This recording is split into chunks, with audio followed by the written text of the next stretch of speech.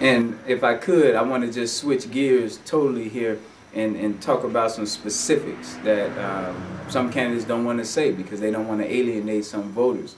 But the other issue that I have when it comes to accountability and transparency is how can we have term limits on the President of the United States of America, the most powerful position in the world, and not have term limits for the mayor of Chicago and the city councilman.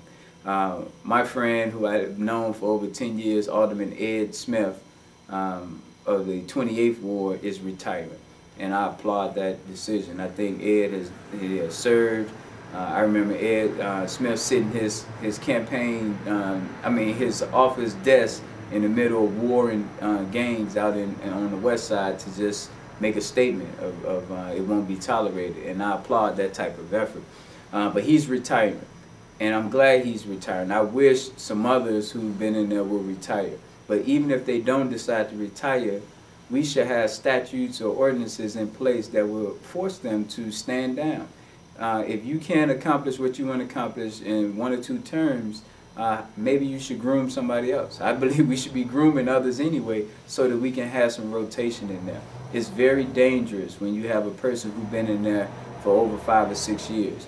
And the reason I say it's dangerous is because they've probably helped a lot of people accumulate jobs, and so they become entrenched.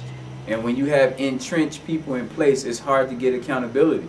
I might go and see something wrong, and it's a family member of yours, so you might not hold them fully accountable. But because you're entrenched and they're connected to you, we don't get the level of service we could get if it was someone in that independent, neutral, who just earned their rightful place to get that job. And so I believe we had to put term limits in place. I'm going to push and fight for term limits here.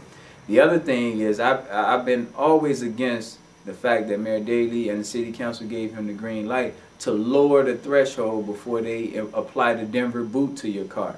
5 tickets was the mandate for a long time, and I think that's reasonable. You can get 2 tickets if you don't have a window sticker and you illegally park. The way it is now with 2 tickets and they boot your car is very vicious to me. I understand government needs money. I understand, the economy is slowly recovering, but let's not take the money on the backs of the people who are also struggling, who actually pay government officials their salary, who pays for city services. So let's not further take resources from them. And I believe 2 tickets was an extreme. Matter of fact, even the government knew it was extreme. So what Mayor Daley did, he gave them like a 6-month grace period. He put the proposal forward. The constituents, you guys called your alderman, had a fit, and the alderman went back and said, Mayor Daley, we can't do this. He said, okay, I give you 180 days, then we'll apply it. And the alderman agreed with it. And so, once again, I want to repeal that. I want to take that and put it back to 5 tickets. I'll be open, maybe 4 tickets, but I believe we cannot boot people cars for 2 tickets. We need revenue, I understand that, but let's look at the waste and mismanagement of local government before we take more money from the citizens, the taxpayers here in Chicago. So I want to definitely work toward that as well. There are some things that just came up recently where you have to license the business that's going to work with the young people. And I heard from both sides on Facebook about this. $500 for a 2-year license if you're going to have young people in your establishment and working with them. I understand the need to license people who's working with young people. I'm in full agreement with that for safety reasons and just for accountability reasons. I do question the $250 charge for that. So I would love to study that and see how did they come up with that $250 figure or $500 figure, and what do we have in place so that we can help people in a hardship situation. If in Inglewood, in West Inglewood, I have a mother of 4 who's working with young people out of her home, so we're saying that those children she works with cannot work with her because she's not licensed, so let those young people who are in one of the most dangerous neighborhoods in the city just wander on the streets? Are we arguing as public officials that it's safer for them to just be out there block by block in idleness on Friday and Saturdays? Or are we going to work with the people who are at least taking time out of their own life to work with young people and help them to secure that license on some type of grant program? So that's the type of stuff that we need government to get out of our way and make life a little easier versus making it harder and putting roadblocks in the way that's not necessary. And I'm going to say that came from the 14th Ward, an incumbent that's been there way too long, that we need to review that as well. And that's one of the reasons for term limits. Out of that same ward, there's a proposal to charge people $10. I believe it passed, so it's not even a proposal anymore. It's an ordinance now, I believe, that in order for you to stand outside on the expressway street corners and solicit money for your non-for-profit, you have to pay a $10 a day access fee or some type of fee. Once again, did this alderman talk to the people? Where did this come from? Did we study it prior to just making it an ordinance and then that finance committee agreeing and saying, yes, we're going to do this? I'm the type of person, and I will be this type of alderman, that will not jump to conclusions, won't just jump and do something because something happened and something made the news. I'm going to study both sides. I'm going to listen to the positives as well as the negatives, or the impact that I'll be making decisions on. So I'm going to listen to you guys first. I won't just go out there and make decisions, because once again, these two ordinances that I believe have passed already will adversely affect young people who are out here dying the most in this city. So please, don't just vote for people because you like them. Don't just vote for people because you've seen their name out there more than others.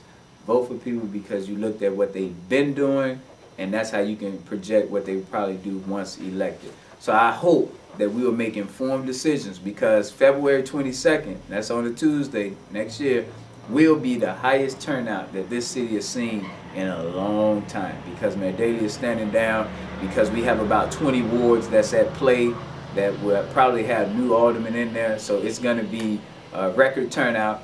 I know in the 20th ward, the famous world-renowned rapper, producer Rhymefest is running, and I support his candidacy because he's young, because he's an African-American male that's out here doing something positive in the streets at the grassroots level. So he's not up here with the people with extra resources looking down at the people. He's down there, and I know people heard some things about him.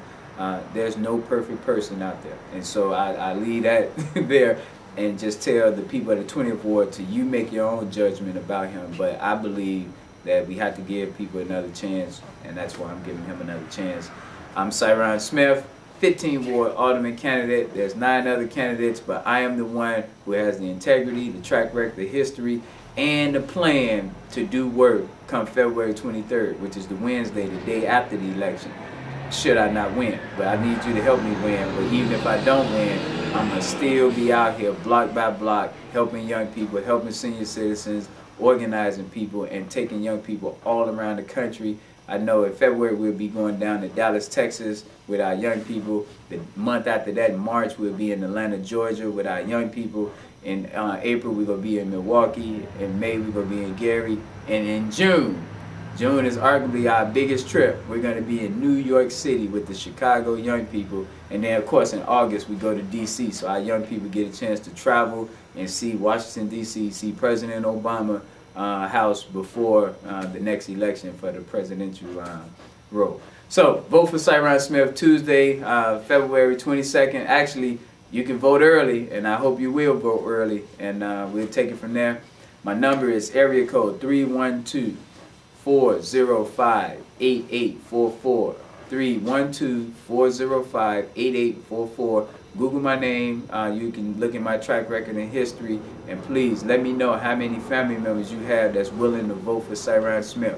We're counting our numbers, so I would love to know if you had 3 or 4 family members who agreed that they'll vote for this young guy that's working with young people, who's fighting to hold people accountable. That's what I hope you would do. So thank you, and I look forward to meeting you at the polls.